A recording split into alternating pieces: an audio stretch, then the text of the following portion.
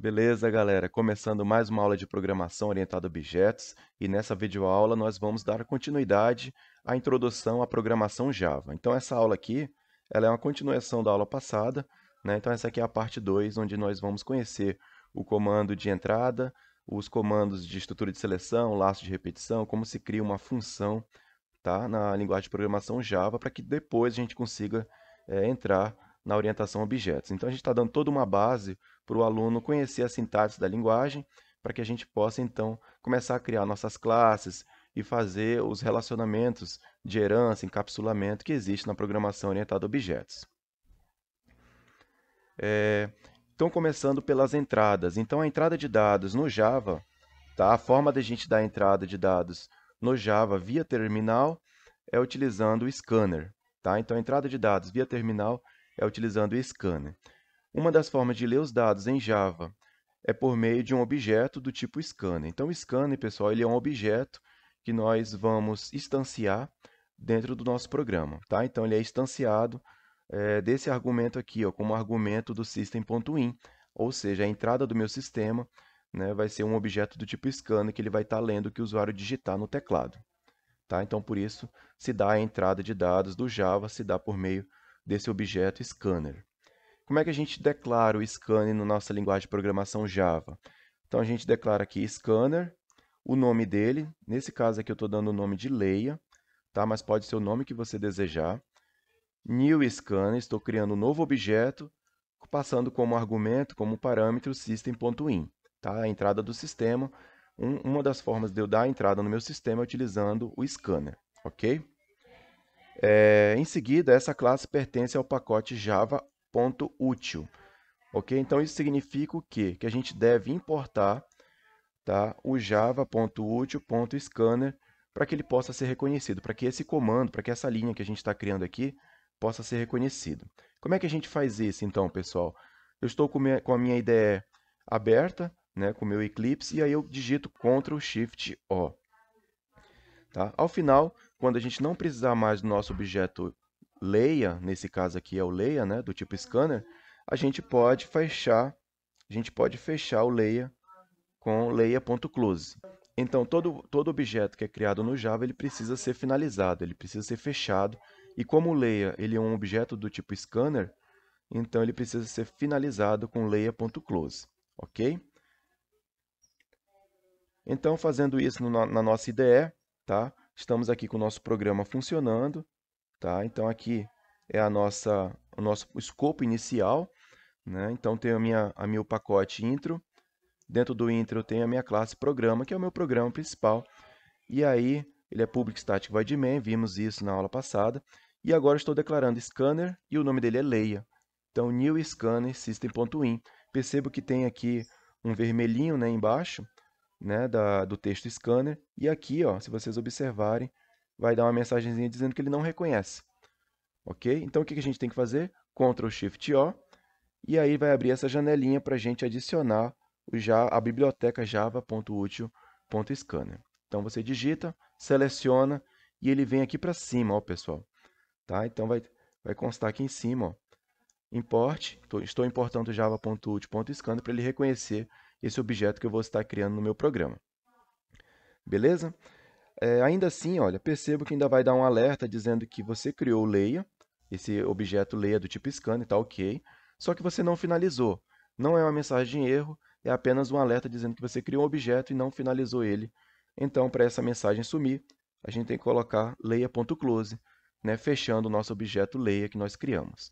Beleza? Então, sugiro que vocês façam esse procedimento quando estiver criando o seu primeiro programa Java, né? Depois isso vai ser bem rotineiro para todos nós. Objeto scanner, uma vez criado o scanner, a gente pode então fazer a leitura. Que leitura é essa? A leitura de dados via teclado do usuário. Então, de que forma a gente utiliza o nosso objeto scanner?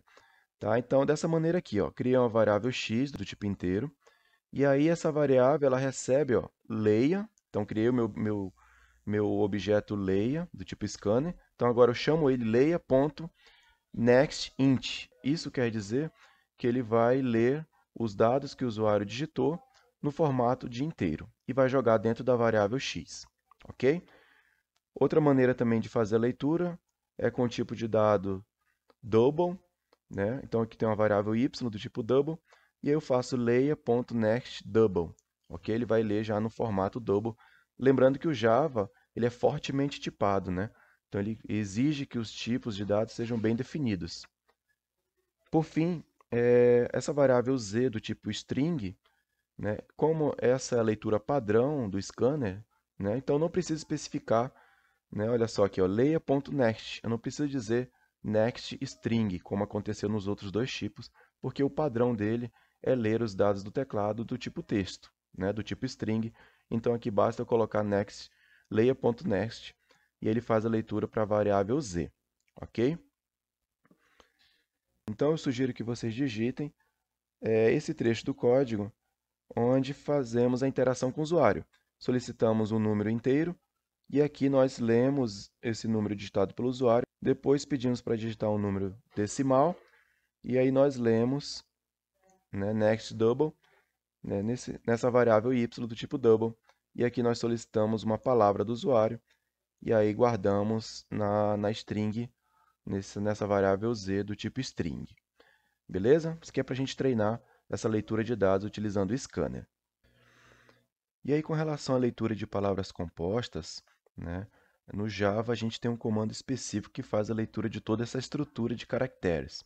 Tá? Então, nesse exemplo aqui, eu tenho uma variável nome, que ela é do tipo string. Percebam que eu estou fazendo leia.nextLine. O que isso significa? Esse comando vai fazer a leitura de todo o texto até realizar uma quebra de linha, ou seja, até o usuário apertar Enter. Ok? O leia.next, que nós vimos no slide anterior, ele lê apenas uma palavra. E esse aqui, o leia.nextLine, ele permite que a gente leia toda a cadeia de caracteres, inclusive separadas por espaço. Então, quando o usuário aperta Enter, quando dá uma nova linha, ele captura toda essa cadeia de caracteres e coloca dentro da variável nome que a gente está utilizando aqui. Beleza? Só que tem um detalhe com relação a esse comando. Tá? Existe aqui uma problemática do Java que é o seguinte: se esse comando for utilizado após um outro comando nest comum, sem ser nextLine, ele irá consumir a quebra de linha do comando anterior e não mostrará nada, ou seja, ele não vai fazer a leitura, ele vai pular essa linha. Tá? Existe essa problemática. Quando eu utilizo o nextLine após outro next, que não seja nextLine, ele consome a quebra de linha do comando anterior e aí ele não faz a leitura. Tá? Então, estou colocando esse parênteses aqui para a gente ficar atento com relação a isso. Então, como é que faz para resolver esse detalhe? Né? A gente tem que fazer uma pequena gambiarra, que é o quê? Que é criar um nextLine vazio antes do nextLine que a gente deseja utilizar. Então, a gente precisa de criar um nextLine vazio antes do nextLine que a gente está utilizando para ler de fato os dados. Ok? Esse procedimento se chama, tem até um nome bonito, né? Limpeza de stream de entrada, ou flush. Se antes foi dada uma quebra de linha na stream de entrada, sem o nextLine, então é preciso fazer um nextLine extra para limpar a quebra de linha que fica pendente na stream. Então percebam, né, que é algo que a gente precisa ficar atento, tá? Então, na hora que nós formos utilizar esse comando aqui, ó, nextLine, para ler toda a cadeia de caracteres, se acima dele tiver um next, um outro comando leia.next, int, nextDouble, né, que não seja o nextLine, tá? A gente precisa criar, acima desse comando, ou seja, aqui em cima, teríamos que criar um nextLine vazio, né, da forma como a gente está vendo aqui embaixo, ó, tá? Só para consumir a quebra de linha, e aí sim ele consegue ler e não pula essa linha aqui, ó. Beleza? Só para a gente contextualizar essa problemática aí da linguagem Java. Vamos ao que interessa, então, né, dos comandos que são mais importantes quando a gente trabalha com programação. E antes da gente entrar na parte de orientação a objetos, a gente precisa só relembrar como é declarado alguns comandos base, né? Então, a gente traz agora os comandos da linguagem de programação Java. Eu vou ser bem rápido, porque são comandos que, na teoria, todo mundo já conhece. Tá? Estrutura de seleção simples é só o if, né? Ok. A estrutura de seleção composta tem o if e else. E a estrutura de seleção encadeada é aquela que eu tenho vários ifs encadeados, né? If, verifica essa condição. Else if, se não for isso, ele vai verificar essa outra condição. Depois else if, verifica essa terceira condição. E else, né? Se não for nenhuma das anteriores, ele executa essa daqui. Beleza, galera? Ok? Só para a gente contextualizar. Aí tem um bloquinho de notas aqui para a gente lembrar. Ó. Se o bloco de comandos possui apenas um comando, uma única linha, as chaves são opcionais. Isso aí é uma regra base também de quase toda a linguagem de programação. E agora eu vou passar um exemplo prático para vocês treinarem, beleza? O primeiro exemplo é esse aqui. Primeiro desafio, faça um programa que receba um número inteiro e informe na tela se este número é par ou ímpar. Um probleminha clássico de lógica de programação, só que agora eu quero que vocês implementem na linguagem Java, ok? Pode dar pausa no vídeo, que daqui a pouco eu venho com a resposta. Então, a resposta do problema apresentado é esse aqui, pessoal. Tá? Nessa linha aqui eu estou fazendo a declaração do meu layer, né, que é do tipo scanner. Aqui eu faço uma pergunta para o usuário. Okay? Digite um número, eu solicito que o usuário digite um número. Eu faço a leitura dele, ó, do tipo int, nessa variável n. E aí aqui vem a minha verificação para saber se o número é par ou ímpar. Se o resto da divisão de n por 2 foi igual a zero, quer dizer que ele é o número par. Tá? E aqui eu concateno aqui dentro. Se não, se o resto da divisão de n por 2 não for igual a zero, eu posso constatar que ele é um número ímpar. Beleza? Bem simples, bem tranquilo para a gente aí. Exemplo prático 2 também. Faça um programa que receba a hora do usuário, pode ser um número inteiro. Se a hora for menor que 12, o sistema imprime bom dia. Se a hora for maior ou igual a 12 e menor que 18, imprime boa tarde. E se a hora for maior ou igual a 18, imprime boa noite. Pode dar pausa no vídeo que eu volto com a resposta. E a resposta para o problema apresentado é essa daqui, né? Então, aqui a gente declara o nosso layer, nosso scanner. Aqui a gente faz uma pergunta para o usuário, né? Digite a hora. E aí, essa hora do tipo inteiro, e eu faço a leitura dele aqui, layer.nextInt. E aqui vem a minha verificação, né? Se a hora for menor que 12, ele dá bom dia. Se a hora for maior ou igual a 12 e, aí aqui a gente tem um conectivo lógico, e a hora for menor que 18, ele dá boa tarde. Se não, ou seja, se ele não é menor que 12, e se ele não está entre 12 e 18, ele só pode estar acima, então aqui ele deseja boa noite, eu não preciso fazer, né, aí uma terceira comparação. Né? Eu faço uma dedução de que seja boa noite. Beleza?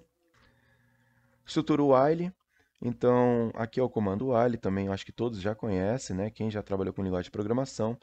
Então, enquanto a condição for verdadeira, aqui em cima, ele executa esses dois comandos aqui. Quando ela for falsa, ele sai fora. Tá? E aqui a gente tem um exemplo, se vocês quiserem implementar, é interessante, tá? Recomendo. Criar uma variável i do tipo inteiro que recebe 1. 1 é menor do que 10, ele vai escrever aqui 1 concatenado com espaço em branco. Em seguida, o i recebe ele mesmo, mais 1, ele passa a ser 2. E aí 2 é menor do que 10, ele vai lá e escreve agora o 2 com espaço em branco do lado. Depois o i recebe ele mesmo mais 1, que é 2 mais 1 passa a ser 3. Como o 3 é menor do que 10, ele executa agora o 3 com espaço em branco. O resultado final disso, pessoal, né, vai ser essa escrita aqui. Ó. Beleza? Então ele vai escrever 1, 2, 3, 4, 5, 6, 7, 8, 9. Ok? Do while ele funciona de forma bem parecida também, né? A diferença é que ele executa primeiro para depois fazer o teste. Quando a condição for verdadeira, ele volta e executa de novo. Quando ela for falsa, ele sai do lar de repetição. E aqui nós temos um exemplo também para vocês compilarem. Tá? O meu i tem uma variável i recebendo 1. E aqui do, ou seja, ele escreve o 1, né, a nossa variável i, que é 1, com espaço do lado. Em seguida, ele incrementa o i aqui, então ele passa a ser 2. Como 2 é menor do que 10, ele vai lá, escreve de novo essa linha, 2, com espaço em branco, incrementa aqui, passa a ser 3 e assim por diante. O resultado também está aqui na tela. Okay? Então, ele vai escrever a sequência de 1 a 9.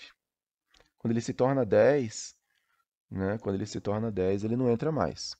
Né, ele sai do lar de repetição. Estrutura for, também bem conhecida. Então, aqui eu tenho a atribuição da variável, né, que ele executa só uma vez. Aqui eu tenho uma condição que ele verifica, se for verdade ele executa esses dois comandos aqui.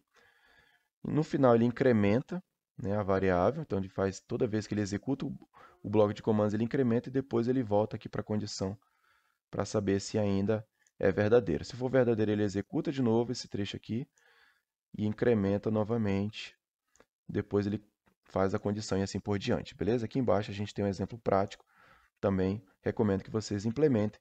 Veja que eu estou criando a variável i dentro do for, né, o i do tipo int, ela recebe 1 a primeira vez, depois aqui o testo, faça a condição, 1 é menor do que 10, né? Então ele vai lá e escreve a variável i, que é 1, com espaço do lado, em seguida ele incrementa aqui, mais 1 passa a ser 2, ali testa para saber se 2 é menor do que 10, ele vai lá e escreve de novo 2 e assim por diante, né? E a resposta é a mesma, né? Então a gente tem o mesmo resultado dos laços anteriores.